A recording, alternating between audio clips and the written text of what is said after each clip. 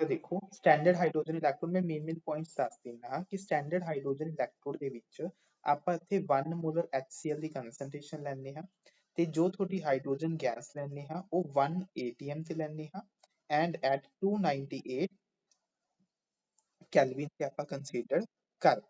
ਠੀਕ ਹੈ, ਦੂਸਰਾ ਪੁਆਇੰਟ ਮੈਂ ਤੁਹਾਨੂੰ ਦੱਸਿਆ ਸੀ ਕਿ ਜੋ ਤੁਹਾਡਾ SHE ਹੈ ਸਟੈਂਡਰਡ ਹਾਈਡਰੋਜਨ ਇਲੈਕਟ੍ਰੋਡ ਉਹ ਤੁਹਾਡਾ ਕੈਥੋਡ ਦੀ ਤਰ੍ਹਾਂ ਵੀ ਐਕਟ ਕਰ ਸਕਦਾ ਹੈ ਜਾਂ ਥੋੜਾ ਅਨੋਡ ਦੀ ਤਰ੍ਹਾਂ ਵੀ ਐਕਟ ਕਰ ਸਕਦਾ ਹੈ। ਡਿਪੈਂਡ ਕਰਦਾ ਹੈ ਕਿ ਜੋ ਤੁਹਾਡਾ ਸੈਕਿੰਡ ਹਾਫ ਸੈਲ ਹੈ, ਜੋ ਤੁਸੀਂ ਸੈਕਿੰਡ ਇਲੈਕਟ੍ਰੋਡ ਲੈ ਰਹੇ ਹੋ ਉਹ ਕਿਹੜਾ ਹੈ। ਅਗਰ ਉਹ ਤੁਹਾਡਾ ਹਾਈਡਰੋਜਨ ਤੋਂ ਉੱਪਰ ਲਾਈ ਕਰਦਾ ਹੈ ਇਲੈਕਟ੍ਰੋਕੈਮੀਕਲ ਸੀਰੀਜ਼ ਦੇ ਵਿੱਚ, ਤਾਂ ਤੁਹਾਨੂੰ ਪਤਾ ਹੈ ਜੋ ਵੀ ਮੈਟਲ ਜੋ ਤੁਹਾਡਾ ਹਾਈਡਰੋਜਨ ਤੋਂ ਉੱਪਰ ਲਾਈ ਕਰਦਾ ਹੈ ਤਾਂ ਉਹਦੀ ਕੀ ਹੁੰਦੀ ਹੈ ਆਕਸੀਡੇਸ਼ਨ। ਤਾਂ ਆਕਸੀਡੇਸ਼ਨ ਕਾਤੇ ਹੋਏਗੀ ਐਨੋਡ ਤੇ। ਤਾਂ ਉਸ ਕੇਸਿਸ ਦੇ ਵਿੱਚ SHE ਤੁਹਾਡਾ ਜੋ ਸਟੈਂਡਰਡ ਹਾਈਡਰੋਜਨ ਇਲੈਕਟ੍ਰੋਡ ਹੈ ਉਹ ਥੋੜਾ ਕੈਥੋਡ ਦੀ ਤਰ੍ਹਾਂ ਐਕਟ ਕਰੇਗਾ। ਬਟ ਅਗਰ ਤੁਸੀਂ ਮੰਨ ਲਓ ਕੋਪਰ ਲੈ ਰਹੇ ਹੋ, ਸਿਲਵਰ ਲੈ ਰਹੇ ਹੋ ਜਾਂ 골ਡ ਲੈ ਰਹੇ ਹੋ ਤਾਂ ਤੁਹਾਨੂੰ ਪਤਾ ਹੈ ਇਹਨਾਂ ਦਾ ਰਿਡਕਸ਼ਨ ਪੋਟੈਂਸ਼ੀਅਲ ਕੀ ਹੁੰਦਾ ਹੈ, ਮੋਰ ਹੁੰਦਾ ਹੈ, ਜ਼ਿਆਦਾ ਹੁੰਦਾ ਹੈ ਨਾ। ਤਾਂ ਇਹ ਕੀ ਇੱਥੇ ਹੋਣਗੇ ਕੈਥੋਡ ਤੇ ਇਹ ਹੋਣਗੇ ਤੇ ਉਸ ਕੇਸਿਸ ਦੇ ਵਿੱਚ ਜੋ ਤੁਹਾਡਾ SHE ਹੈ ਸਟੈਂਡਰਡ ਹਾਈਡਰੋਜਨ ਇਲੈਕਟ੍ਰੋਡ ਹੈ ਉਸ ਨੂੰ ਤੁਸੀਂ ਕਨੈਕਟ ਕਰੋਗੇ ਤੁਹਾਡੇ ਐਨੋਡ ਤੇ। ਉਸ ਨੂੰ ਕਿੱਥੇ ਕਨੈਕਟ ਕਰੋਗੇ ਤੁਸੀਂ ਆਪਣੇ ਐਨੋਡ ਦੇ ਉੱਤੇ।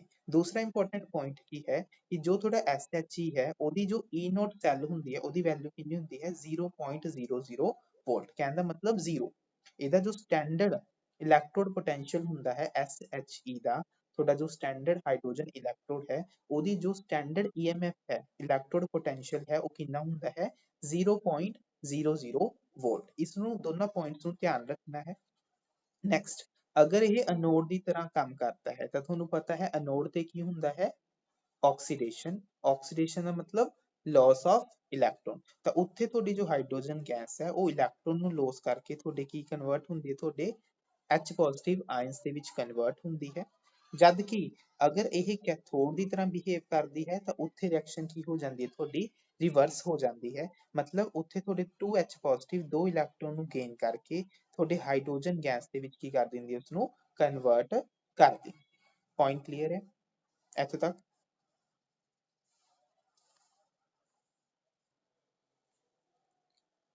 ਨੈਕਸਟ ਇਲੈਕਟ੍ਰੋਕੈਮੀਕਲ ਸੀਰੀਜ਼ ਦੇਖੋ, ਆਲਰੇਡੀ ਮੈਂ ਤੁਹਾਨੂੰ ਦੱਸ ਚੁੱਕੀ ਹਾਂ ਕਿ ਤੁਸੀਂ ਸੀਰੀਜ਼ ਲਰਨ ਕਰ ਲਈ ਕਿ ਦੁਬਾਰਾ ਲਿਖਵਾਵਾਂ? ਲਿਕਬਾ, ਸਰਕਾਨਾ, ਮਗਲ, ਮੰਜਨ, ਕਰਫੀ, ਖੜਕੋ, ਨੀਸਨ, ਪਬ। ਮੈਂ ਇੱਥੇ ਲਿਖ ਵੀ ਦਿੰਦਾ ਹਾਂ ਦੁਬਾਰਾ। ਲਿਕਬਾ, ਲਿਕਬਾ, ਸਰਕਾਨਾ, ਲਿਕਬਾ, ਸਰਕਾਨਾ, ਮਗਅਲ, ਮਗਅਲ, ਮੰਜਨ, ਮੰਜਨ ਦੇ ਵਿੱਚ ਕੀ ਪਿਆ ਹੈ ਵਾਟਰ, ਮਗਅਲ, ਮੰਜਨ, ਕਰਫੀ, ਕਰਫੀ, ਕੜਕੋ, ਕੜਕੋ, ਨੀਚੇ ਕੀ ਆਂਦਾ ਹੈ ਨੀ ਸਨ ਪਬ। ਠੀਕ ਹੈ, ਐਚ ਤੋਂ ਬਾਅਦ ਕੀ ਆਂਦਾ ਤੁਹਾਡਾ ਕੋਪਰ, ਸਿਲਵਰ, 골ਡ। ਤੇ ਮੈਂ ਜੋ ਬਾਰ-ਬਾਰ ਕਹਿਣਾ ਰਹਿਣਾ ਹਾਂ ਕਿ ਹਾਈਡਰੋਜਨ ਤੋਂ ਜੋ ਥੋੜੇ ਉੱਪਰ ਵਾਲੀਆਂ ਮੈਟਲਸ ਨੇ ਉਹਨਾਂ ਦੀ ਕੀ ਹੁੰਦੀ ਹੈ ਆਕਸੀਡੇਸ਼ਨ ਪਹਿਲਾਂ। ਮਤਲਬ ਜੋ ਵੀ ਤੁਹਾਡਾ ਇਲੈਕਟ੍ਰੋਕੈਮੀਕਲ ਸੀਰੀਜ਼ ਦੇ ਵਿੱਚ ਉੱਪਰ ਹੈ ਉਹਦੀ ਕੀ ਹੋਏਗੀ ਆਕਸੀਡੇਸ਼ਨ ਤੇ ਜੋ ਤੁਹਾਡਾ ਨੀਚੇ ਹੈ ਉਸਦੀ ਕੀ ਹੋਏਗੀ ਰਿਡਕਸ਼ਨ। ਫॉर एग्जांपल ਇੱਕ ਵਾਰੀ ਦੁਬਾਰਾ ਐਕਸਪਲੇਨ ਕਰ ਦਿੰਦਾ ਹਾਂ। ਅਗਰ ਮੰਨ ਲਓ ਤੁਹਾਡਾ ਇੱਕ ਪਾਸੇ ਸੋਡੀਅਮ ਹੈ ਤੇ ਦੂਜੇ ਪਾਸੇ ਤੁਹਾਡਾ ਕੇਡੀਅਮ ਦਿੱਤਾ ਹੈ, ਕਿਉਂਕਿ ਸੋਡੀਅਮ ਤੁਹਾਡਾ ਇਲੈਕਟ੍ਰੋਕੈਮੀਕਲ ਸੀਰੀਜ਼ ਦੇ ਵਿੱਚ ਉੱਪਰ ਲਾਈ ਕਰਦਾ ਹੈ ਤਾਂ ਸੋਡੀਅਮ ਤੁਹਾਡਾ ਅਨੋਡ ਤੇ ਆਕਸੀਡੇਸ਼ਨ ਹੋਏਗੀ। ਠੀਕ ਹੈ, ਐਂਡ ਜੋ ਤੁਹਾਡਾ ਕੇਡੀਅਮ ਹੈ ਕਿਉਂਕਿ ਉਹ ਇਲੈਕਟ੍ਰੋਕੈਮੀਕਲ ਸੀਰੀਜ਼ ਦੇ ਵਿੱਚ ਵਿਦ ਰਿਸਪੈਕਟ ਟੂ ਸੋਡੀਅਮ ਉਹ ਨੀਚੇ ਲਾਈ ਕਰਦਾ ਹੈ ਤਾਂ ਕੇਡੀਅਮ ਕੀ ਹੋਏਗਾ ਤੁਹਾਡਾ ਕੈਥੋਡ ਤੇ ਦੀ ਕੀ ਹੋਏਗੀ ਕੇਡੀਅਮ ਦੀ ਰਿਡਕਸ਼ਨ ਹੋਏਗੀ। ਤਾਂ on the basis of this electrochemical series you can easily predict which electrode will undergo your oxidation or which will undergo your reduction. Okay, fine. ਦੇਖੋ ਨੈਕਸਟ ਇਹਦੀ ਐਪਲੀਕੇਸ਼ਨਸ ਆਲਰੇਡੀ ਮੈਂ ਤੁਹਾਨੂੰ ਦੱਸ ਚੁੱਕਿਆ ਹਾਂ ਕਿ ਆਪਾਂ ਈਜ਼ੀਲੀ ਪ੍ਰੈਡਿਕਟ ਕਰ ਸਕਦੇ ਹਾਂ ਕਿ ਕਿਹੜਾ ਤੁਹਾਡਾ ਸਟਰੋਂਗਰ ਆਕਸੀਡਾਈਜ਼ਿੰਗ ਏਜੰਟ ਹੈ ਜਾਂ ਕਿਹੜਾ ਵੀਕਰ ਹੈ। ਜਿਵੇਂ ਲੀਥੀਅਮ ਸਭ ਤੋਂ ਉੱਪਰ ਪ੍ਰੈਜ਼ੈਂਟ ਹੈ ਸੀਰੀਜ਼ ਦੇ ਵਿੱਚ ਤੇ ਇਹ ਕੀ ਹੈ ਤੁਹਾਡਾ ਸਟਰੋਂਗ ਰਿਡਿਊਸਿੰਗ ਏਜੰਟ। ਠੀਕ ਹੈ, ਤਾਂ ਜੋ ਵੀ ਤੁਹਾਡੀ ਸੀਰੀਜ਼ ਦੇ ਵਿੱਚ ਉੱਪਰ ਹੈ ਉਹ ਸਟਰੋਂਗ ਰਿਡਿਊਸਿੰਗ ਏਜੰਟ ਹੈ, ਮਤਲਬ ਉਹਦੀ ਆਕਸੀਡੇਸ਼ਨ ਪਹਿਲਾਂ ਹੋਏਗੀ ਤੇ ਰਿਡਕਸ਼ਨ ਕੀ ਹੋਏਗੀ ਸਭ ਤੋਂ ਘੱਟ ਹੋਏਗੀ, ਲੀਸਟ ਪ੍ਰੈਡਿਕਟ ਕਰੇਗਾ ਰਿਡਕਸ਼ਨ। ਠੀਕ ਹੈ, ਨੈਕਸਟ EMF ਕੈਲਕੂਲੇਟ ਕਰਨ ਦਾ ਤਰੀਕਾ ਮੈਂ ਤੁਹਾਨੂੰ ਦੱਸਦਾ। ਕਾਦੇ ਇਕੁਅਲ ਹੁੰਦੀ ਹੈ ਤੁਹਾਡੀ E0 of your cathode minus E0 of your anode. ठीक है, नेक्स्ट है थोड़ी फिजिबिलिटी बारे दसता है। फिजिबिलिटी बारे में ਤੁਹਾਨੂੰ ਚਲੋ ਦੱਸ ਦਿੰਦਾ ਹਾਂ। ਆਪਾਂ ਕੀ ਰਿਲੇਸ਼ਨ ਪਹਿਲਾਂ ਪੜਿਆ ਹੈ, delta G naught equal to minus N F E naught. ठीक है, तो देखो ਤੁਹਾਨੂੰ पता है अगर किसी भी रिएक्शन ने फिजिबल होना है तो ਉਹਦੀ डेल्टा जी वैल्यू की होनी चाहिए है नेगेटिव। गिब्स फ्री एनर्जी का जो चेंज है वो की आना चाहिए है नेगेटिव। तो डेल्टा जी देखो नेगेटिव कदों आएगा, जो थोड़ा E की वैल्यू की होएगी पॉजिटिव या नेगेटिव। E की है थोड़ा स्टैंडर्ड इलेक्ट्रोड पोटेंशियल पॉजिटिव है ना, क्योंकि N थोड़े इलेक्ट्रॉन ने वो तो पॉजिटिव है, F फराडे वो भी पॉजिटिव है। ਤਾਂ E ਦੀ ਵੈਲਿਊ ਪੋਜ਼ਿਟਿਵ ਹੋਣੀ ਚਾਹੀਦੀ ਹੈ। ਅਗਰ E ਪੋਜ਼ਿਟਿਵ ਹੋਇਆ ਤਾਂ ਹੀ ਇਹ ਵੈਲਿਊ NFE ਦੀ ਜੋ ਵੈਲਿਊ ਹੈ ਓਵਰਆਲ ਕੀ ਆਏਗੀ ਨੈਗੇਟਿਵ, ਤਾਂ ਹੀ ਤੁਹਾਡੀ ਰਿਐਕਸ਼ਨ ਕੀ ਹੋਏਗੀ ਫਿਜ਼ੀਬਲ। दैट मीन्स कि for a cell reaction to be a feasible जो थोड़ा E सेल ਦੀ ਵੈਲਿਊ ਆਣੀ ਚਾਹੀਦੀ ਹੈ ਉਹ ਕੀ ਆਣੀ ਚਾਹੀਦੀ ਤੁਹਾਡੀ ਪੋਜ਼ਿਟਿਵ, ਉਹ ਕੀ ਆਣੀ ਚਾਹੀਦੀ ਤੁਹਾਡੀ पॉजिटिव। अगर वो सेल की वैल्यू पॉजिटिव आएगी ता ही रिएक्शन थोड़ी की होएगी फिजिबल होएगी, अदरवाइज रिएक्शन थोड़ी फिजिबल नहीं है। ओके, एक क्वेश्चन लिखो, write each half cell reaction as well as the redox reaction in the following electrochemical cell। अच्छा एक चीज मैं शायद ਤੁਹਾਨੂੰ ਉੱਪਰ ਨਾ ਦੱਸਣਾ ਭੁੱਲ ਗਿਆ, ਇੱਕ ਚੀਜ਼ ਐਡ ਆਨ ਕਰਨਾ ਰਹਿ ਗਈ ਕਿ ਕਿਸੇ ਵੀ ਸੈੱਲ ਦੀ ਜਦੋਂ ਤੁਸੀਂ ਰਿਪਰੈਜ਼ੈਂਟੇਸ਼ਨ ਕਰਨੀ ਹੈ, ਸੈੱਲ ਦੀ ਰਿਪਰੈਜ਼ੈਂਟੇਸ਼ਨ ਕਰਨੀ ਹੈ ਤਾਂ ਉਹਦੇ ਦੋ ਹਿੱਸੇ ਹੁੰਦੇ ਨੇ, ਇੱਕ ਹੁੰਦਾ ਤੁਹਾਡਾ ਲੈਫਟ ਸਾਈਡ ਤੇ ਦੂਸਰਾ ਹੁੰਦਾ ਤੁਹਾਡਾ ਰਾਈਟ ਸਾਈਡ। ਲੈਫਟ ਸਾਈਡ ਤੇ ਰਾਈਟ ਸਾਈਡ ਨੂੰ ਤੁਸੀਂ ਡਿਸਟਿੰਗੁਇਸ਼ ਕਰਦੇ ਹੋ ਦੋ ਡੰਡੀਆਂ ਲਗਾ ਕੇ, ਠੀਕ ਹੈ, ਪੈਰਲਲ ਲਾਈਨਸ। ਇਹ ਪੈਰਲਲ ਲਾਈਨਸ ਕਿਸ ਚੀਜ਼ ਨੂੰ ਰਿਪਰੈਜ਼ੈਂਟ ਕਰਦੀਆਂ ਨੇ ਤੁਹਾਡੀਆਂ ਸਾਲਟ ਬ੍ਰਿਜ, ਕਿਸ ਨੂੰ ਰਿਪਰੈਜ਼ੈਂਟ ਕਰਦੀਆਂ ਨੇ ਤੁਹਾਡੀਆਂ ਸਾਲਟ ਬ੍ਰਿਜ, ਠੀਕ ਹੈ। ਰਾਈਟ ਸਾਈਡ ਤੇ ਤੁਸੀਂ ਹਮੇਸ਼ਾ ਲਿਖਦੇ ਹੋ ਕੈਥੋਡ, ਧਿਆਨ ਰੱਖਣਾ ਰਾਈਟ ਸਾਈਡ ਤੇ ਕੈਥੋਡ ਹੁੰਦਾ ਹੈ, ਤੇ ਲੈਫਟ ਸਾਈਡ ਤੇ ਆਲਵੇਸ ਕਿਸ ਨੂੰ ਮੈਂਸ਼ਨ ਕਰਦੇ ਹੋ ਤੁਸੀਂ ਐਨੋਡ ਨੂੰ, ਕਿਸ ਨੂੰ ਮੈਂਸ਼ਨ ਕਰਦੇ ਹੋ ਐਨੋਡ। ਐਨੋਡ ਤੇ ਕੀ ਹੁੰਦਾ ਹੈ ਤੁਹਾਡਾ ऑक्सीडेशन, तो ਇੱਥੇ ਤੁਸੀਂ ऑक्सीडेशन ही दिखाओगे। ऑक्सीडेशन ਕੀ ਹੈ, ਜਿਵੇਂ ਮੰਨ ਲਓ ਤੁਹਾਡੀ ਮੈਟਲ ਹੈ that will convert into your Mn positive, मतलब ਇਹਨੇ ਇਲੈਕਟ੍ਰੋਨ ਲੂਜ਼ ਕਰਤੇ ਤੁਹਾਡੇ ਮੈਟਲ ਨੇ ਤਾਂ ਕਰਕੇ ਉਹਤੇ ਚਾਰਜ किया गया ਪੋਜ਼ਿਟਿਵ। ਤਾਂ ਇਹ ਤੁਹਾਡੀ ਆਕਸੀਡੇਸ਼ਨ ਹੋ ਗਈ ਐਨੋਡ ਤੇ। ਰਿਡਕਸ਼ਨ ਕੀ ਹੁੰਦਾ ਹੈ ਕੈਥੋਡ ਤੇ ਆਪੋਜ਼ਿਟ, ਹੈ ਨਾ। ਤਾਂ ਇੱਥੇ ਕੀ ਹੋਏਗਾ ਜੋ ਤੁਹਾਡੀ Mn ਪੋਜ਼ਿਟਿਵ ਹੈ ਉਹਨੇ ਇਲੈਕਟ੍ਰੋਨ ਗੇਨ ਹੋ ਕਰਕੇ ਕਾਦੇ ਵਿੱਚ ਕਨਵਰਟ ਹੋ ਗਈ ਤੁਹਾਡੀ ਮੈਟਲ ਦੇ ਵਿੱਚ। ਤਾਂ ਤੁਸੀਂ ਕਦੇ ਵੀ ਅਗਰ ਸੈੱਲ ਨੂੰ ਰਿਪਰੈਜ਼ੈਂਟ ਕਰਦੇ ਹੋ ਉਹ ਇਸ ਤਰੀਕੇ ਨਾਲ ਰਿਪਰੈਜ਼ੈਂਟੇਸ਼ਨ ਕਰਨੀ ਹੈ ਕਿ ਲੈਫਟ ਸਾਈਡ ਤੇ ਤੁਹਾਡੀ ਐਨੋਡ ਹੋਏ, ਰਾਈਟ ਸਾਈਡ ਤੇ ਤੁਹਾਡੀ ਕੀ ਹੋਵੇ ਕੈਥੋਡ।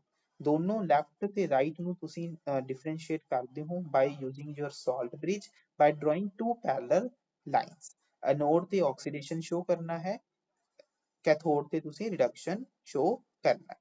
Is it fine to you? Okay, so देखो ਹੁਣ ਤੁਹਾਨੂੰ ਸੈਲ ਰਿਐਕਸ਼ਨ ਗਿਵਨ ਹੈ, ਦੇਖੋ ਆ ਕੀ ਹੈ ਤੁਹਾਡੀ ਰਾਈਟ ਸਾਈਡ ਤੇ, ਇਹ ਕੀ ਹੈ ਤੁਹਾਡੀ ਕੈਥੋਡ, ਐਂਡ ਦੇਖੋ ਲੈਫਟ ਸਾਈਡ ਤੇ ਕੀ ਹੁੰਦੀ ਹੈ ਤੁਹਾਡੀ ਐਨੋਡ, ठीक है। तो देखो हम कैथोड ਤੇ ਕੀ ਦਿਖਾਉਂਗੇ ਰਿਡਕਸ਼ਨ, ठीक है। तो जो थोड़ा B2 पॉजिटिव है वो दो इलेक्ट्रॉन गेन करके ਕਾਦੇ ਵਿੱਚ ਕਨਵਰਟ ਹੋ ਰਿਹਾ ਤੁਹਾਡੇ B ਦੇ ਵਿੱਚ, ਜਦ ਕਿ ਲੈਫਟ ਸਾਈਡ ਕੀ ਹੈ ਤੁਹਾਡਾ ਐਨੋਡ, ਐਨੋਡ ਤੇ ਕੀ ਦਿਖਾਉਂਗੇ ਤੁਸੀਂ ਆਕਸੀਡੇਸ਼ਨ, मतलब जो थोड़ा A है ਕਾਦੇ ਵਿੱਚ ਕਨਵਰਟ ਹੋ ਰਿਹਾ ਤੁਹਾਡੇ A3 ਪੋਜ਼ਿਟਿਵ ਦੇ ਵਿੱਚ, ਹੈ ਨਾ। ਤਾਂ ਇੱਥੇ ਤਿੰਨ ਇਲੈਕਟ੍ਰੋਨ ਦਿਖਾ ਦੋਗੇ। ਮੈਂ ਤੁਹਾਨੂੰ ਕਿਹਾ ਸੀ ਜਦੋਂ ਵੀ ਤੁਸੀਂ ਓਵਰਆਲ ਰਿਐਕਸ਼ਨ ਲਿਖਣੀ ਹੈ ਤਾਂ ਉਹਦੇ ਵਿੱਚ ਤੁਹਾਡੇ ਇਲੈਕਟ੍ਰੋਨ ਨਹੀਂ ਆਣੇ ਚਾਹੀਦੇ, ਹੈ ਨਾ। ਤਾਂ ਇਲੈਕਟ੍ਰੋਨ ਨੂੰ ਕੈਂਸਲ ਆਊਟ ਕਰਨ ਦੇ ਲਈ ਤੁਸੀਂ ਕੀ ਕਰੋਗੇ, ਇੱਥੇ ਇਲੈਕਟ੍ਰੋਨ ਦੇਖੋ ਇੱਥੇ ਦੋ ਇਲੈਕਟ੍ਰੋਨ ਹੈ ਨੀਚੇ, ਉੱਪਰ ਤਿੰਨ ਹੈ, ਤਾਂ ਦੋਨੋਂ ਸਾਈਡ ਇਲੈਕਟ੍ਰੋਨ ਨੂੰ ਸੇਮ ਬਣਾਉਣ ਦੇ ਲਈ ਉੱਪਰ ਤੁਸੀਂ 2 ਨਾਲ ਮਲਟੀਪਲਾਈ ਕਰ ਦੋ, ਨੀਚੇ 3 ਨਾਲ ਮਲਟੀਪਲਾਈ ਕਰ ਦੋ, ਕਿਉਂਕਿ ਉੱਪਰ 2 ਨਾਲ ਮਲਟੀਪਲਾਈ ਕਰੋਗੇ ਤਾਂ 6 ਇਲੈਕਟ੍ਰੋਨ ਬਣ ਜਾਣਗੇ, ਨੀਚੇ ਅਗਰ 3 ਨਾਲ ਮਲਟੀਪਲਾਈ ਕਰੋਗੇ ਤਾਂ 6 ਇਲੈਕਟ੍ਰੋਨ। ਤਾਂ ਆਹ ਇਲੈਕਟ੍ਰੋਨ ਇਲੈਕਟ੍ਰੋਨ ਇਸ ਨਾਲ ਕੈਂਸਲ ਹੋ ਜਾਣਗੇ, ਤਾਂ ਜੋ ਤੁਹਾਡੀ ਓਵਰਆਲ ਰਿਐਕਸ਼ਨ ਬਣੇਗੀ ਉਹਦੇ ਵਿੱਚ ਕੋਈ ਵੀ ਤਰ੍ਹਾਂ ਦੇ ਇਲੈਕਟ੍ਰੋਨ ਨਹੀਂ ਤੁਹਾਡੇ ਆਣਗੇ, ਠੀਕ ਹੈ। ਤਾਂ ਜਦੋਂ ਵੀ ਤੁਸੀਂ ਨੈਟ ਰਿਡੌਕਸ ਰਿਐਕਸ਼ਨ ਲਿਖਣੀ ਹੈ ਤਾਂ ਉਹਦੇ ਵਿੱਚ ਤੁਹਾਡੇ ਓਵਰਆਲ ਇਲੈਕਟ੍ਰੋਨਸ ਨਹੀਂ ਆਣੇ ਚਾਹੀਦੇ, ਉਹਨਾਂ ਨੂੰ ਤੁਸੀਂ ਕੈਂਸਲ ਆਊਟ ਕਰਨਾ ਹੁੰਦਾ ਹੈ। ਤਾਂ ਉਸ ਨੂੰ ਕੈਂਸਲ ਆਊਟ ਕਰਨ ਦੇ ਲਈ ਤੁਸੀਂ ਫਸਟ ਇਕੁਏਸ਼ਨ ਨੂੰ 2 ਨਾਲ ਮਲਟੀਪਲਾਈ ਕਰ ਰਹੇ ਹੋ, ਤੇ ਜੋ ਤੁਹਾਡੀ ਨਿਚਲੀ ਰਿਡਕਸ਼ਨ ਹਾਫ ਸੈਲ ਰਿਐਕਸ਼ਨ ਹੈ ਉਸ ਨੂੰ ਤੁਸੀਂ 3 ਨਾਲ ਮਲਟੀਪਲਾਈ ਕਰ ਰਹੇ ਹੋ। ਕਲੀਅਰ ਹੈ question?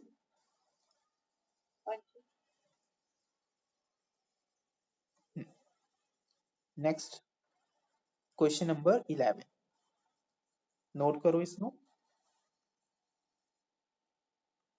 Question number 11, right the cell reaction that occurs when the following half cells are combine, ਮਤਲਬ ਤੁਸੀਂ ਕੰਬਾਈਨਡ ਰਿਐਕਸ਼ਨ ਸੈੱਲ ਨੂੰ ਲਿਖਣਾ ਹੈ। ਤਾਂ ਦੇਖੋ ਇੱਕ ਚੀਜ਼ ਧਿਆਨ ਰੱਖੋ, ਦੇਖੋ ਇੱਥੇ ਆਇਓਡੀਨ ਇਲੈਕਟ੍ਰੋਨ ਨੂੰ ਗੇਨ ਕਰ ਰਿਹਾ ਹੈ, ਤਾਂ ਗੇਨ ਆਫ ਇਲੈਕਟ੍ਰੋਨ ਕੀ ਹੁੰਦਾ ਹੈ, ਰਿਡਕਸ਼ਨ। ਮਤਲਬ ਜੋ ਤੁਹਾਨੂੰ ਆਹ ਵੈਲਿਊ ਦਿੱਤੀ ਹੈ ਇਹ ਕੀ ਹੈ, ਤੁਹਾਡੀ ਰਿਡਕਸ਼ਨ ਪੋਟੈਂਸ਼ੀਅਲ। ਸਿਮਿਲਰਲੀ ਇੱਥੇ ਇਹ 2 ਇਲੈਕਟ੍ਰੋਨ ਗੇਨ ਕਰ ਰਿਹਾ ਹੈ, ਮਤਲਬ ਆਹ ਵੈਲਿਊ ਕੀ ਦਿੱਤੀ ਹੈ ਤੁਹਾਡੇ ਕੋਲ, ਰਿਡਕਸ਼ਨ ਪੋਟੈਂਸ਼ੀਅਲ। ਤਾਂ ਦੋਨਾਂ ਦੇਖੋ ਰਿਡਕਸ਼ਨ ਪੋਟੈਂਸ਼ੀਅਲ ਦੇ ਰੱਖੇ ਨੇ। ਹੁਣ ਤੁਹਾਨੂੰ ਕਿੱਦਾਂ ਪਤਾ ਚੱਲੇਗਾ ਕਿ ਕਿਹੜਾ ਤੁਹਾਡਾ ਕੈਥੋਡ ਤੇ ਕੰਮ ਕਰੇਗਾ ਤੇ ਕਿਹੜਾ ਤੁਹਾਡਾ ਐਨੋਡ ਤੇ ਕਰੇਗਾ, ਹਨਾ। ਤਾਂ ਤੁਸੀਂ ਰਿਡਕਸ਼ਨ ਪੋਟੈਂਸ਼ੀਅਲ ਦੀ ਵੈਲਿਊਜ਼ ਨੂੰ ਕੀ ਕਰੋ, ਕੰਪੇਅਰ ਕਰੋ। ਤਾਂ ਇੱਥੇ ਦੇਖੋ ਰਿਡਕਸ਼ਨ ਪੋਟੈਂਸ਼ੀਅਲ ਕਿਹਦਾ ਜ਼ਿਆਦਾ ਹੈ, ਉੱਪਰ ਵਾਲੇ ਦਾ ਜਾਂ ਨੀਚੇ ਵਾਲੇ ਦਾ, ਨੀਚੇ वाले का, क्योंकि रिडक्शन पोटेंशियल नीचे वाले का ज्यादा है, दैट मींस ਇਹਦੀ टेंडेंसी टू गेट रिड्यूस ज्यादा है। ਤਾਂ अगर इसका रिडक्शन पहला होएगा मतलब नीचे वाला की होएगा थोड़ा कैथोड और ऊपर वाला की होएगा थोड़ा एनोड। ਤੁਹਾਨੂੰ ਕੈਥੋਡ ਤੇ ਐਨੋਡ ਦਾ ਪਤਾ ਚੱਲ ਗਿਆ, ਹੁਣ ਰਿਐਕਸ਼ਨ ਨੂੰ ਪ੍ਰੋਸੀਡ ਕਰਵਾ ਦਿਓ। ਕੈਥੋਡ ਤੇ ਕੌਣ ਹੋ ਰਿਹਾ, ਬ੍ਰੋਮੀਨ ਵਾਲਾ, ਤਾਂ ਉਹਨੂੰ ਐਜ਼ ਇਟ ਇਜ਼ ਲਿਖੋਗੇ। एनोड ਤੇ ਕੀ ਹੋ ਰਿਹਾ ਹੈ, ਥੋੜਾ ਆਇਓਡੀਨ ਕੀ ਹੋ ਰਿਹਾ एनोड ਤੇ, ਕਿਉਂਕਿ एनोड ਤੇ ਆਕਸੀਡੇਸ਼ਨ ਸ਼ੋ ਕਰਨੀ ਹੈ, ਤਾਂ ਤੁਸੀਂ ਰਿਐਕਸ਼ਨ ਨੂੰ ਕੀ ਕਰੋਗੇ, ਰਿਵਰਸ ਕਰਕੇ ਲਿਖ ਦੋਗੇ। ਰਿਐਕਸ਼ਨ ਨੂੰ ਕੀ ਕਰੋਗੇ, ਰਿਵਰਸ ਕਰਕੇ ਲਿਖ ਦੋਗੇ। ਤਾਂ ਜਦੋਂ ਤੁਸੀਂ ਰਿਐਕਸ਼ਨ ਨੂੰ ਐਡ ਆਨ ਕਰੋਗੇ, ਦੇਖੋ 2 ਨਾਲ 2 ਇਲੈਕਟ੍ਰੋਨ ਕੈਂਸਲ, ਤਾਂ ਤੁਹਾਡੀ ਜੋ ਫਾਈਨਲ ਸੈਲ ਰਿਐਕਸ਼ਨ ਹੈ ਉਹ ਕੀ ਬਣ ਜਾਏਗੀ, ਤੁਹਾਡੀ ਆਹ। Is it fine? सर और तो फिर वो भी तो होएगा ना, रिडक्शन पोटेंशियल भी रिवर्स होएगा, -0.54 बनेगा। ਹਾਂ ਮੈਂ ਤੁਹਾਨੂੰ ਉਹਦਾ ਵੀ ਦੇਖੋ ਹੁਣ ਦੱਸਦਾ ਨਾ। ਤਾਂ ਦੇਖੋ ਜਦੋਂ ਤੁਸੀਂ ਹੁਣ ਈ ਨੋਟ ਸੈੱਲ ਕੱਢਣਾ ਹੈ ਤਾਂ ਮੈਂ ਤੁਹਾਨੂੰ ਫਾਰਮੂਲਾ ਕੀ ਦੱਸਿਆ ਸੀ, ਅਗਰ ਦੋਨੋਂ ਸਾਈਡ ਇਲੈਕਟ੍ਰੋਨ ਸੇਮ ਹੈ, ਦੇਖੋ ਇੱਥੇ ਵੀ 2 ਇਲੈਕਟ੍ਰੋਨ ਹੈ ਤਾਂ 2 ਇਲੈਕਟ੍ਰੋਨ ਹੈ, ਤਾਂ ਤੁਸੀਂ ਸਿੰਪਲੀ ਆ ਫਾਰਮੂਲਾ ਲਗਾ ਸਕਦੇ ਹੋ, ਈ ਕੈਥੋਡ ਮਾਈਨਸ ਈ ਐਨੋਡ। ਆਹ ਫਾਰਮੂਲੇ ਦੇ ਵਿੱਚ ਮੈਂ ਤੁਹਾਨੂੰ ਦੱਸਿਆ ਸੀ ਦੋਨੋਂ ਕੀ ਹੁੰਦੇ ਨੇ, ਤੁਹਾਡੇ ਰਿਡਕਸ਼ਨ ਪੋਟੈਂਸ਼ੀਅਲ ਹੀ ਲੈਣੇ ਨੇ, ਠੀਕ ਹੈ। ਤਾਂ ਇੱਥੇ ਕੈਥੋਡ ਕੀ ਹੈ ਤੁਹਾਡਾ ब्रोमीन वाला, तो ਇਹਦਾ ਰਿਡਕਸ਼ਨ ਪੋਟੈਂਸ਼ੀਅਲ ਕਿੰਨਾ ਹੈ 1.08 ਮਾਈਨਸ ਰਿਡਕਸ਼ਨ ਪੋਟੈਂਸ਼ੀਅਲ ਐਨੋਡ ਦਾ, ਤਾਂ ਆ ਤੁਹਾਡਾ ਰਿਡਕਸ਼ਨ ਪੋਟੈਂਸ਼ੀਅਲ ਹੀ ਹੈ 0.54, ਤਾਂ ਮਾਈਨਸ ਕਰ ਦੋ, ਆਨਸਰ ਕਿੰਨਾ ਆਏਗਾ 0.54 ਵੋਲਟ। ਹੁਣ ਤੁਹਾਡੀ EMF ਤੁਹਾਡੀ ਨਰਸਟ ਇਕੁਏਸ਼ਨ ਜਿਹੜੀ ਕਿ ਬਹੁਤ ਹੀ ਜ਼ਿਆਦਾ ਇੰਪੋਰਟੈਂਟ ਰੋਲ ਪਲੇ ਕਰਦੀ ਹੈ। ਤਾਂ ਇੱਕ ਸਿੰਪਲ ਗੱਲ ਤੁਹਾਨੂੰ ਦੱਸਦਾ ਹਾਂ ਕਿ ਜੋ ਤੁਹਾਡੀ ਨਰਸਟ ਇਕੁਏਸ਼ਨ ਹੈ ਜਨਰਲੀ, ਮੈਂ ਵਰਡ ਕਰ ਰਿਹਾ ਜਨਰਲੀ, ਉਹ ਆਪਾਂ ਰਿਡਿਊਸਡ ਰਿਡਕਸ਼ਨ ਤੇ ਅਪਲਾਈ ਕਰਦੇ ਹਾਂ ਕਿ ਜੋ ਵੀ ਤੁਹਾਡੀ ਰਿਡਿਊਸ ਸਟੇਟ ਹੈ, ਮੰਨ ਦੇਖੋ ਇੱਥੇ ਹੈ, ਇਹਦੇ ਕੋਈ ਇਲੈਕਟ੍ਰੋਨ ਨੂੰ ਗੇਨ ਕਰ ਰਹੇ ਨਾ, ਮਤਲਬ ਇਹ ਕਿਸ ਦੀ ਗੱਲ ਕਰ ਰਿਹਾ, ਤੁਹਾਡੇ ਰਿਡਿਊਸਡ ਸਟੇਟ ਦੀ। ਤਾਂ ਜਨਰਲੀ ਜੋ ਤੁਹਾਡੀ ਨਰਸਟ ਇਕੁਏਸ਼ਨ ਹੁੰਦੀ ਹੈ ਉਹ ਤੁਹਾਡੇ ਰਿਡਿਊਸਡ ਸਟੇਟ ਤੇ ਅਪਲਾਈ ਕਰਦੇ ਹਾਂ। ਮੈਂ ਦੇਖੋ ਜਨਰਲੀ ਵਰਡ ਕਹਿ ਰਿਹਾ ਹਾਂ, ਆਲਵੇਸ ਨਹੀਂ ਹੈ, ਤੁਸੀਂ ਆਕਸੀਡਾਈਜ਼ ਤੇ ਵੀ ਅਪਲਾਈ ਕਰ ਸਕਦੇ ਹੋ, ਬਟ ਜਨਰਲ ਦੀ ਗੱਲ ਕਰ ਰਹੇ ਹਾਂ, ਇਹ ਰਿਡਕਸ਼ਨ ਤੇ ਹੀ ਅਪਲਾਈ ਕਰਦੇ ਹਾਂ, ਕਿਉਂਕਿ ਬਾਈ ਡਿਫਾਲਟ ਜੋ ਤੁਹਾਨੂੰ ਈ ਸੈੱਲ ਦੀਆਂ ਵੈਲਿਊਜ਼ ਗਿਵਨ ਹੁੰਦੀਆਂ ਨਾ ਕੁਐਸਚਨ ਦੇ ਵਿੱਚ, ਉਹ ਤੁਹਾਨੂੰ ਰਿਡਕਸ਼ਨ ਪੋਟੈਂਸ਼ੀਅਲ ਹੀ ਗਿਵਨ ਹੁੰਦਾ ਹੈ ਮੋਸਟ ਆਫ ਦਾ ਕੇਸਿਸ ਦੇ ਵਿੱਚ, ਠੀਕ ਹੈ।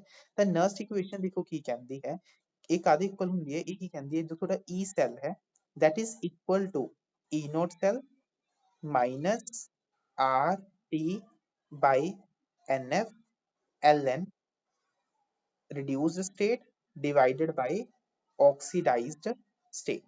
ਆਹ ਇਕੁਏਸ਼ਨ ਇਹ ਹੁੰਦੀ ਹੈ ਇਨ ਜਨਰਲ। ਅਗਰ ਮੰਨ ਲਓ ਤੁਸੀਂ ਚਾਹੁੰਦੇ ਹੋ ਕਿ ਆਕਸੀਡਾਈਜ਼ ਸਟੇਟ ਨੂੰ ਉੱਪਰ ਲਿਖਣਾ ਹੈ, ਤਾਂ ਮੈਨੂੰ ਏਦਾਂ ਲਿਖ ਸਕਦਾ ਹਾਂ E naught cell minus RT by NF ln oxidise state ऊपर लिखती, रिड्यूस स्टेट नीचे लिखती, पावर की बन जूगी इत्थे -1। तो log ਦੇ ਉੱਪਰ ਤੇ -1 ਹੈ, ਤਾਂ ਉਹ -1 ਕੀ ਆ ਜਾਂਦਾ ਹੈ, ਅੱਗੇ ਆ ਜਾਂਦਾ ਹੈ। ਤਾਂ ਆਪਾਂ ਇਹਨੂੰ ਕਿੱਦਾਂ ਲਿਖ ਸਕਦੇ ਹਾਂ, E naught cell plus RT by NF ln oxidise state ऊपर ਤੇ रिड्यूस स्टेट नीचे। ਤਾਂ ਜਨਰਲੀ ਤੁਸੀਂ ਦੇਖੋ ਆਹ ਇਕੁਏਸ਼ਨ ਯੂਜ਼ ਕਰਦੇ ਹਾਂ, ਕਿਉਂਕਿ ਆਪਾਂ most of the time we deal with reduction potential reduced state ਨਾਲ work ਕਰਦੇ ਹਾਂ। ਬਟ ਅਗਰ ਤੁਸੀਂ ਆਕਸੀਡਾਈਜ਼ ਸਟੇਟ ਨਾਲ ਕੰਮ ਕਰਨਾ ਹੈ, ਆਕਸੀਡੇਸ਼ਨ ਸਟੇਟ ਨੂੰ ਉੱਪਰ ਲਿਖਣਾ ਹੈ, ਤਾਂ ਧਿਆਨ ਰੱਖਣਾ ਇੱਥੇ ਪੋਜ਼ਿਟਿਵ ਚਾਰਜ ਆਏਗਾ। ਤਾਂ ਕੋਈ ਵੀ ਵੈਸੇ ਮੋਸਟ ਆਫ ਦਾ ਟਾਈਮ ਮੈਂ ਤੁਹਾਨੂੰ ਕਹਾਂਗਾ ਆਹੀ ਯਾਦ ਰੱਖੋ, ਫਸਟ ਵਾਲੀ, ਇਹ ਬਹੁਤ ਹੀ ਜ਼ਿਆਦਾ ਇੰਪੋਰਟੈਂਟ ਹੈ। ਇੱਥੇ ਕੋਈ ਡਾਊਟ, ਕਲੀਅਰ ਹੈ ਪੁਆਇੰਟ?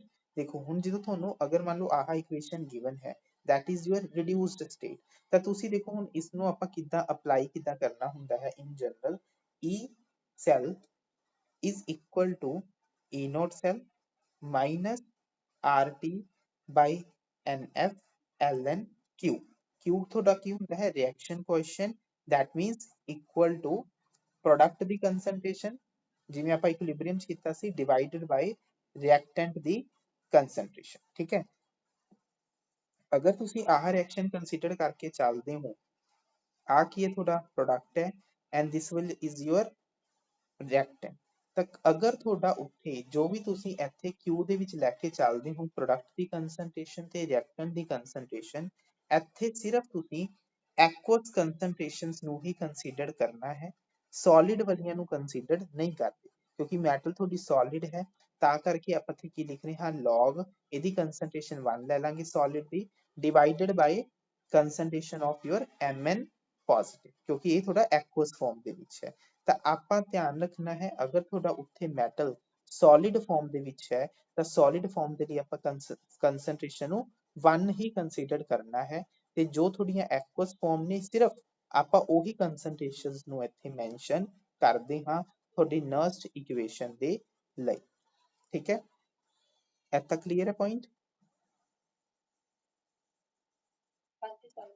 ਉਸ ਤੋਂ ਬਾਅਦ ਦੇਖੋ ਇਸ ਚੀਜ਼ ਨੂੰ ਦੇਖੋ, R ਦੀ ਵੈਲਿਊ ਤੁਹਾਨੂੰ ਪਤਾ ਹੁੰਦੀ ਹੈ, ਟੈਂਪਰੇਚਰ ਜਨਰਲੀ ਆਪਾਂ ਰੂਮ ਟੈਂਪਰੇਚਰ ਤੇ ਗੱਲ ਕਰਦੇ ਹਾਂ ਹਨਾ, ਤੁਹਾਡੇ ਫੈਰਾਡੇ ਦੀ ਵੈਲਿਊ ਪਤਾ ਹੁੰਦੀ ਹੈ, ਤੇ Ln ਨੂੰ ਜਦੋਂ ਤੁਸੀਂ ਨੈਚੁਰਲ ਲੌਗ ਦੇ ਵਿੱਚ ਲਿਖ ਲੈਂਦੇ ਹੋ 2.303 ਲੌਗ ਕਰਕੇ, ਤਾਂ ਇਹ ਚੀਜ਼ ਆਬਜ਼ਰਵ ਕੀਤੀ ਗਈ ਕਿ ਅਗਰ ਤੁਸੀਂ ਇਹਨਾਂ ਦੀਆਂ ਵੈਲਿਊਜ਼ ਫਿਕਸ ਰੱਖ ਕੇ ਇਹਨੂੰ ਪੁੱਟ ਕਰਦੇ ਹੋ ਤਾਂ ਉਹ ਕਾਹਦੇ ਇਕੁਅਲ ਆਉਂਦਾ ਹੈ ਤੁਹਾਡਾ 0.0591। ਦੈਟ ਮੀਨਸ ਜੋ ਤੁਹਾਡਾ E ਸੈੱਲ ਹੈ ਉਹ ਕਾਹਦੇ ਇਕੁਅਲ ਬਣਦਾ ਹੈ ਤੁਹਾਡੇ E ਨੋਟ ਸੈੱਲ ਮਾਈਨਸ 0.0591 ਬਾਈ N log ਪ੍ਰੋਡਕਟ ਦੀ ਕੰਸਨਟ੍ਰੇਸ਼ਨ ਡਿਵਾਈਡਡ ਬਾਈ ਰਿਐਕਟੈਂਟ ਦੀ ਕੰਸਨਟ੍ਰੇਸ਼ਨ। ਤਾਂ ਜੋ ਤੁਹਾਡੀ ਫਾਈਨਲ ਨਰਸਟ ਇਕੁਏਸ਼ਨ ਬਣ ਕੇ ਆਉਂਦੀ ਹੈ ਉਹ ਆਹ ਚੀਜ਼ ਆ ਜਾਂਦੀ ਹੈ। ਧਿਆਨ ਰੱਖਣਾ, ਜੋ ਤੁਹਾਡੀ E ਨੋਟ ਸੈੱਲ ਹੁੰਦੀ ਹੈ ਇਹ ਹਰ ਇੱਕ ਸੈੱਲ ਦੇ ਲਈ ਫਿਕਸਡ ਹੈ, ਇਹਦੇ ਵਿੱਚ ਕਦੇ ਵੀ ਟੈਂਪਰੇਚਰ ਕਹਿ ਲਓ ਜਾਂ ਤੁਸੀਂ ਕੰਸਨਟ੍ਰੇਸ਼ਨ ਕਹਿ ਲਓ ਉਹਦੇ ਨਾਲ ਕੋਈ ਚੇਂਜ ਨਹੀਂ ਆਉਂਦਾ। ਚੇਂਜ ਕਿਹਦੇ ਵਿੱਚ ਆਉਂਦਾ ਹੈ ਤੁਹਾਡੇ E ਸੈੱਲ ਦੇ ਵਿੱਚ। E ਨੋਟ ਹੁੰਦਾ ਹੈ ਤੁਹਾਡਾ ਸਟੈਂਡਰਡ ਇਲੈਕਟ੍ਰੋਡ ਪੋਟੈਂਸ਼ੀਅਲ, ਜਿਹੜੀ ਚੀਜ਼ ਸਟੈਂਡਰਡ ਹੋ ਗਈ ਉਹਦੀ ਵੈਲਿਊ ਕਦੇ ਵੀ ਚੇਂਜ ਨਹੀਂ ਕਰਦੀ। ਚੇਂਜ ਕਿਹਦੇ ਵਿੱਚ ਆਏਗਾ ਤੁਹਾਡੇ E ਸੈੱਲ ਦੇ ਵਿੱਚ, ਟੈਂਪਰੇਚਰ ਦੇ ਨਾਲ ਕੰਸਨਟ੍ਰੇਸ਼ਨ ਦੇ ਨਾਲ ਜੋ ਤੁਹਾਡਾ E ਸੈੱਲ ਹੈ ਉਹ ਚੇਂਜ ਕਰਦਾ ਹੈ, ਪਰ ਜੋ ਤੁਹਾਡਾ E ਨੋਟ ਸੈੱਲ ਹੈ ਸਟੈਂਡਰਡ ਉਹਦੇ ਵਿੱਚ ਕਿਸੇ ਵੀ ਤਰ੍ਹਾਂ ਦਾ ਕੋਈ ਚੇਂਜ ਨਹੀਂ ਆ। ਠੀਕ ਹੈ, ਦੇਖੋ ਇੱਥੇ ਡਿਫਰੈਂਟ ਤਰ੍ਹਾਂ ਦੀ ਐਗਜ਼ਾਮਪਲਸ ਲਿੱਤੀਆਂ ਨੇ ਆਪਾਂ।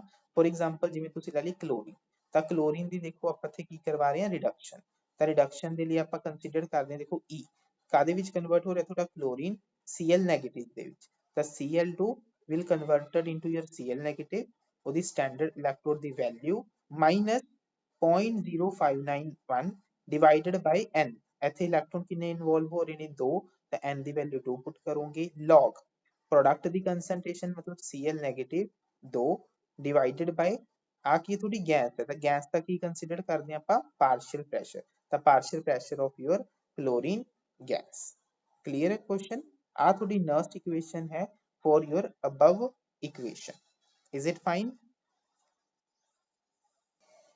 ਠੀਕ ਹੈ, ਦੇਖੋ ਹੁਣ ਮੰਨ ਲਓ ਇੱਕ ਐਗਜ਼ਾਮਪਲ, ਇੱਕ ਕੰਪਲੀਟ ਐਗਜ਼ਾਮਪਲ ਲਿੱਤੀ ਹੋਈ ਆਪਾਂ, ਤਾਂ ਇਸ ਤੇ ਆਪਾਂ ਨਰਸਟ ਇਕੁਏਸ਼ਨ ਕਿੱਦਾਂ ਲਗਾਵਾਂਗੇ, ਫਿਰ same formula E cell is equal to E naught minus 0.0591 divided by N।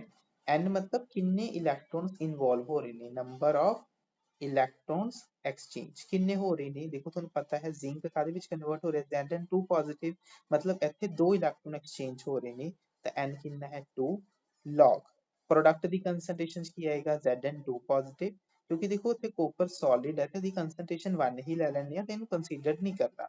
Similarly reactant ਦੇ ਵਿੱਚ ਦੇਖੋ ਕੀ ਇਨਵੋਲਵ ਹੈ ਜ਼ਿੰਕ, ਉਹ ਤੁਸੀਂ ਕੰਸੀਡਰ ਨਾ ਕਰੋ, ਤੇ ਕੁਪਰਸ ਕਹਿ ਦਿੰਦੇ ਕੁਪਰਿਕ Cu2 ਪੋਜ਼ਿਟਿਵ, ਉਹਦੀ ਕੰਸਨਟ੍ਰੇਸ਼ਨ ਜੋ ਵੀ ਹੋਏਗੀ ਉਹ ਇੱਥੇ ਕੰਸੀਡਰ ਕਰਕੇ ਤੁਸੀਂ ਜੋ ਵੀ ਵੈਲਿਊ ਆਏਗੀ ਉਸਨੂੰ ਸੋਲਵ ਕਰਨਾ, that will give you the final E cell of your cell। okay, clear है point?